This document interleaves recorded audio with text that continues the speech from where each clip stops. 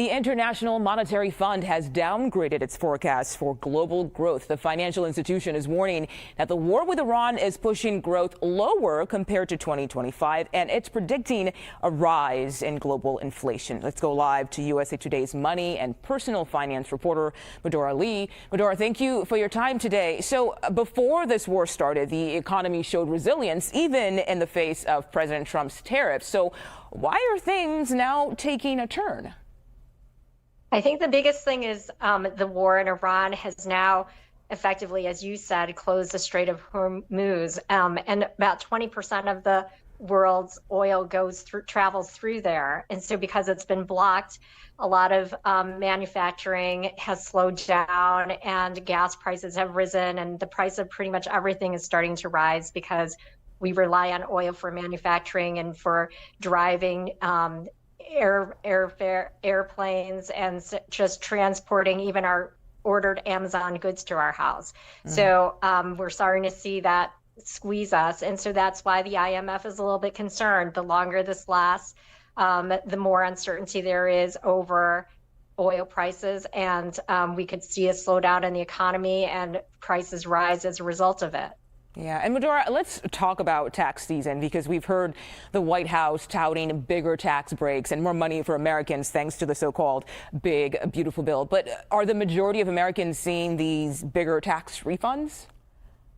Well, the average refund has been up about 11% from this time last year, but that's only probably about a few $100s or so, very far from what the White House touted before tax season started, that we were going to see maybe $1,000 or more in our tax refund this year. So we're probably behind that. And then on top of it, there are some things that might be shifting people's refunds, some of it because of shifting eligibility for some certain deductions and credits, and also maybe a little unevenness in some people's view of the one big beautiful bill that was passed last summer. The biggest tax breaks, maybe some say, went to upper income folks through the increase in the state and local tax cap to $40,000 from 10. So a lot of people might be in the upper income might be seeing larger refunds than maybe lower income folks. Okay. And for those who have not filed their taxes just yet, by the way, as we mentioned earlier, tomorrow is the deadline, so that gives me anxiety just thinking about that. But what tips do you have for those people? So first of all, take a deep breath. Okay, we still have a little bit of time, not much, but make sure that if you're sitting down to do your taxes, make sure you have all your documents together and organized. That'll help kind of make things go smoother. And then make sure that you really look through all your deductions this year. If you make sure you look at your retirement and your HSA contributions.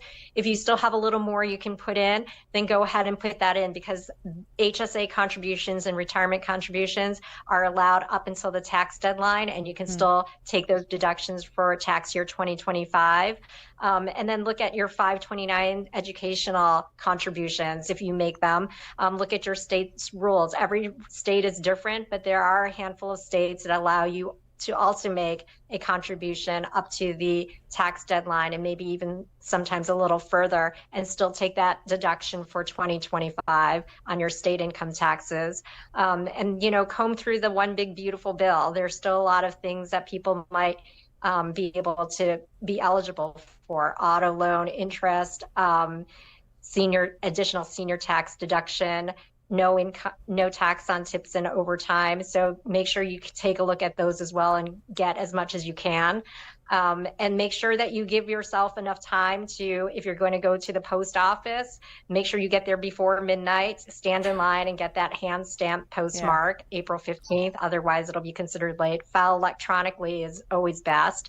And then also, if you suddenly sit down and you realize you can't do this tonight, you're never going to get it in on time, or you discover you're missing some documents, go ahead and just move straight to the extension. File for that extension by midnight. And the most important thing to know about that is if an extension to pay, filing an extension only means an extension for the filing, but not an extension to pay. So if you think you're going to owe money, send in a payment to avoid fees and penalties, and then you'll have automatically till October 15th to file your taxes. No questions asked. Some very, very, very important tips there. Medora Lee, thank you for your time. We appreciate your expertise. Thanks for having me.